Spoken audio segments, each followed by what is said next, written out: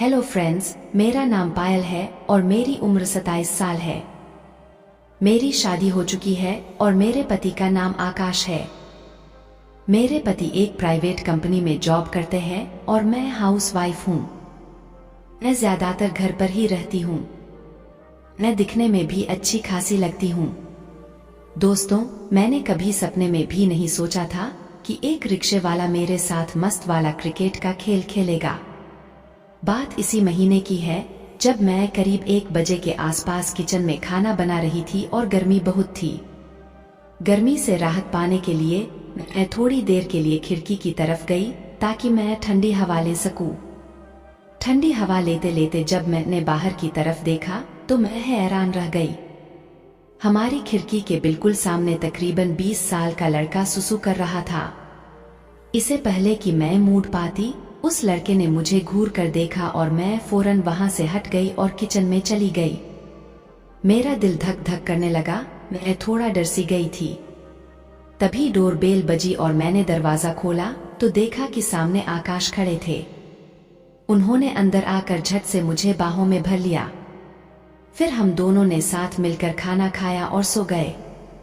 अगले दिन मैं रोज की तरह लंच बना रही थी और गर्मी की वजह से ठंडी हवा लेने को खिड़की के पास गई और अपने पसीने पोंछने लगी।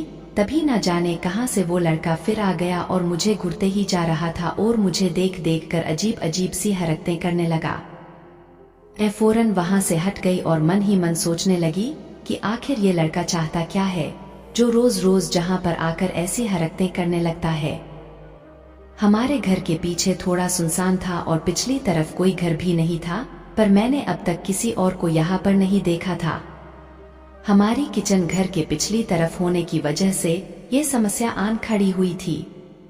अगले दिन आकाश को लंच पर आना था, इसलिए मैंने कुछ ज्यादा ही मेहनत कर रही थी और गर्मी से परेशान होकर खिड़की की तरफ गई और बाहर देखा तो कोई भी नहीं था और मैं चैन से ठंडी हवा का आनंद लेने लगी।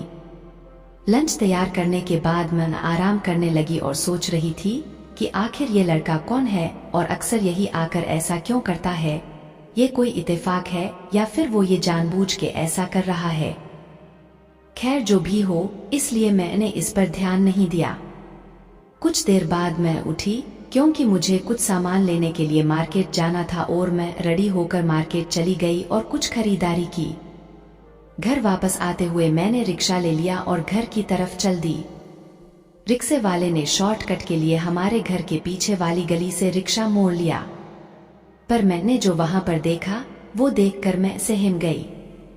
वही लड़का आज फिर हमारे घर के पीछे खड़ा था और हमारी किचन की खिड़की की तरफ देख रहा था। वह एक साइकिल लिए था और मुझे रिक्शे पर देखते ही उसने साइकिल खड़ी की और सीधा खड़ा हो गया। उसके चेहरे पर अजीब सी मुस्कुराहट थी जिसे देखकर मेरा रोम रोम कांप गया। वह मेरी तरफ एकटक देखता रहा। मैंने अपनी नजरें झुका ली और धीरे धीरे रिक्शा वहां से आगे निकल गया। मैंने घर पहुंचकर रिक्शा वाले को फटाफट से पैसे दिए और सीधी घर के अंदर चली गई। पर ना जाने क्यों उस लड़के की छवि मेरी आंखों में घूमती रही। मेरा एक मन करता कि पुलिस को बताओ और ये किस्सा यहीं पर खत्म कर दूं, और एक मन कहता कि काश वो फिर यहाँ आए और मैं उसे वो हरकतें करते हुए देखूं। वैसे भी मेरा पति मुझ पर उतना ध्यान नहीं देते थे।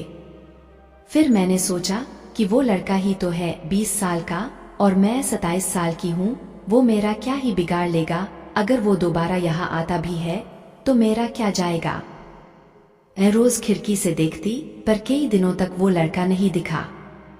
एक दिन रोज की तरह मैंने बाहर देखा तो वो लड़का फिर वहां खड़ा था। पहले मैं घबरा गई, पर फिर उसे दोबारा देखकर खुशी भी हुई। वह चुपचाप खड़ा हुआ और खामोशी से मुझे घूरता रहा। मैं भी उसे देखती रही। ना जाने मुझे क्या हो गया था, करीब 5 मिनट तक हम अपनी अपनी जगह पर खड़े रहे और एक दूसरे को देखते रहे। मैं जाने अनजाने में उसे एक मौका दे रही थी। मुझे उस वक्त नहीं पता था कि मैं किस आग से खेल रही हूँ। फिर वो अचानक खिड़की के और पास आ गया और बोला कि मैं तुमसे बहुत ही प्यार करता हूँ और तुम्हें देखे बिना नहीं रह सकता, तो प्लीज आप मेरे साथ एक बार मस्त वाला क्रिकेट खेल लो ना। मेरी गर्दन झट से ना के इशारे में हिल गई। मैं अजीब सी कशमकश में पड़ गई और मैं उसे कुछ भी बोल नहीं सकी।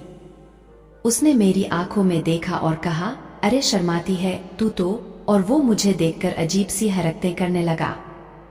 मैं शर्म से लाल हो गई और मेरा दिल जोर जोर से धड़कने लगा। मैं वहां से हट जाना चाहती थी, पर पता नहीं मुझे क्या हो गया था कि मैं वही खिड़की में ही खड़ी रही। शायद मैं उसे एक मौका देना चाहती थी। फिर मैंने हिम्मत करके उसे कहा, मेरे पति आने वाले हैं, तुम यहाँ से चले जाओ। वो बोला, अरे चुप कर, मुझे सब पता है, तुम्हारे पति कब आते हैं। पर ना जाने मैं उस दिन उसे क्यों कुछ भी बोल नहीं पा रही थी। मैं शर्म से मरी जा रही थी।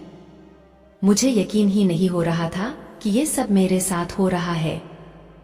वो बोला, तुझे पता है तेरी फिगर कितनी मस्त है, और आप दिखने में तो एकदम मस्त हुस्न की परी लगती हो। मैं उसके मुंह से ये बातें सुनकर उसकी बातों में आ गई। उसने पूछा, नाम क्या है तुम्हारा? ना जाने क्यों मैंने कहा, पायल। मैंने पूछा, तुम्हारा क्या नाम है? उसने कहा कि मेरा नाम रामू है। वो बोला, ठीक है, मैं लेट हो रहा हूं, मुझे काम पर जाना है। मैंने पूछा, काम पर? क्या तुम पढ़ते नहीं हो?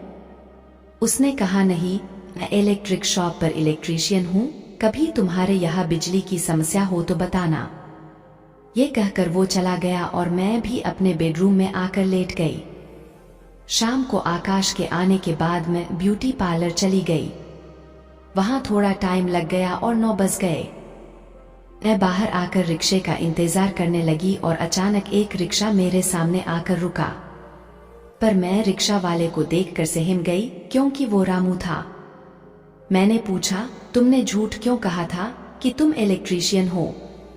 वो बोला, नहीं, वो सच था, मेरा वो काम थोड़ा मंदा है, इसलिए कभी कभी ये किराए का रिक्शा भी चला लेता हूँ। मैंने कुछ नहीं कहा और हैरानी से वहां खड़ी रही। वो बोला, चलो बैठ जाओ, मैं तुम्हें घर पर उतार दूंगा। फिर मैंने सोचा, घर तो जाना ही है, वैसे भी मैं लेट हो रही थी, और मैं डरते डरते उसके रिक्शे में बैठ ही गई। थोड़ी देर चलने के बाद वो बोला, आज मौसम कितना मस्त है ना? मैंने पूछा, क्यों? वो बोला, अरे ऊपर देखो, बादल छाए हुए हैं, आपको भी ऐसा मौसम अच्छा लगता होगा ना? मैं समझ गई कि ये क्या सुनना चाहता है, और मैं चुप रही और कुछ नहीं बोली।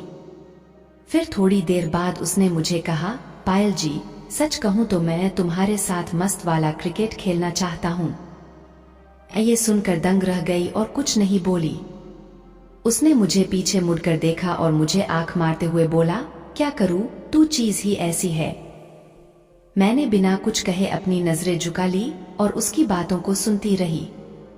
पर उसकी ये बातें ना जाने मुझे क्यों अच्छी भी लग रही थी। फिर मैंने उसे फिर याद दिलाया, रामू, रिक्शा तेज चलाओ, मुझे जल्दी घर जाना है। पर वो धीरे धीरे रिक्शा चलाता रहा, मानो उसने कुछ सुना ही ना हो। वो फिर पीछे मुड़कर बोला, पायल जी, मुझ पे तरस खा, एक बार मौका तो दो, नहीं तो मेरी इतनी सारी मेहनत बेकार चली जाएगी। मैं कुछ नहीं बोली और चुपचाप उसकी बकवास सुनती रही। मैं मन ही मन सोच रही थी कि बेचारे की क्या हालत हो रही है, पर इसमें मेरी तो कोई गलती नहीं थी। यही तो मेरे पीछे हाथ धोकर पड़ा था, ने तो इसे अपनी खिड़की पर आने को नहीं कहा था। उसने बड़े बड़े ख्वाब देखने से पहले एक बार सोचना चाहिए था। पर सच कहूं तो मुझे उस पर तरस भी आ रहा था। फिर उसने अपना रिक्शा शॉर्टकट वहीं से ले गया, यहाँ से वो मुझे रोज देखा करता था। वहां पर सुनसान जगह थी, इसलिए वहां पर बहुत ही कम लोगों का आना जाना होता था। वहां पर उसने रिक्शा रोक ली और मुझे कहा, चलो यहाँ पर क्रिकेट खेल लेते हैं। दोस्तों, मैं उसे कुछ नहीं बोल पाई और उसने वहीं पर मेरे साथ मस्त वाला क्रिकेट खेलना शुरू कर दिया। तकरीबन 1 घंटे तक हम दोनों ने मिलकर मस्त वाला क्रिकेट का खेल खेला और खूब एंजॉय किया।